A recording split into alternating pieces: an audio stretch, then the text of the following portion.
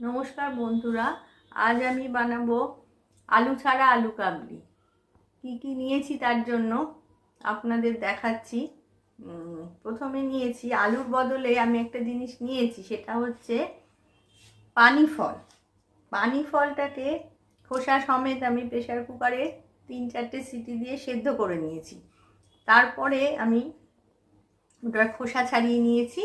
খোসা ছাড়িয়ে আমি আলুর মতো কেটে নিয়েছি।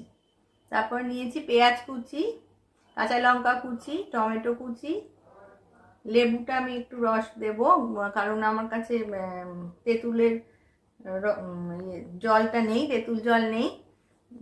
ধনেপাতা কুচি, মটর ভেজাতে পারিনি বলে কড়াইশুঁটি নিয়েছি, ভাজা বাদাম নিয়েছি, আর কল বেরোনো ছোলা নিয়েছি। আর টেস্টের জন্য বিট নুন দেবো আমি, আর গোলমরিচের গুঁড়ো আর একটু চাট মশলা দেব।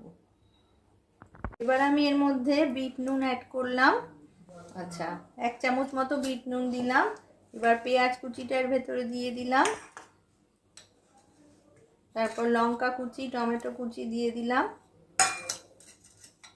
এবার ভাজা বাদাম, ছোলা, কড়াইশুঁটি, ধনে পাতাটা আমি শেষে দেব গার্নিশিংয়ের জন্য, আর গোলমরিচের গুঁড়ো অ্যাড করছি এর ভেতরে আমি।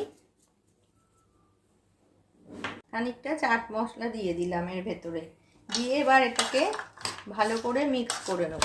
লেবুর রসটা আমি অ্যাড করে দিচ্ছি।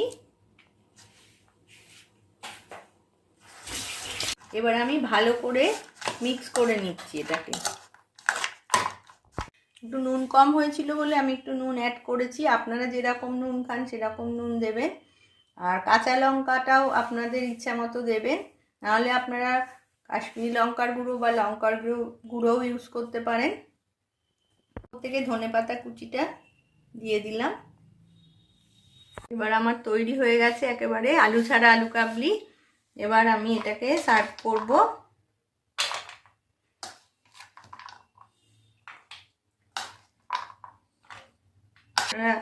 আমার ভিডিও যদি আপনাদের ভালো লেগে থাকে তাহলে অবশ্যই আপনারা লাইক, কমেন্ট এবং শেয়ার করবেন, আর আমার চ্যানেলটি সাবস্ক্রাইব করার অনুরোধ রইল, এবং বেল আইকনটি অবশ্যই ক্লিক করে দেবেন।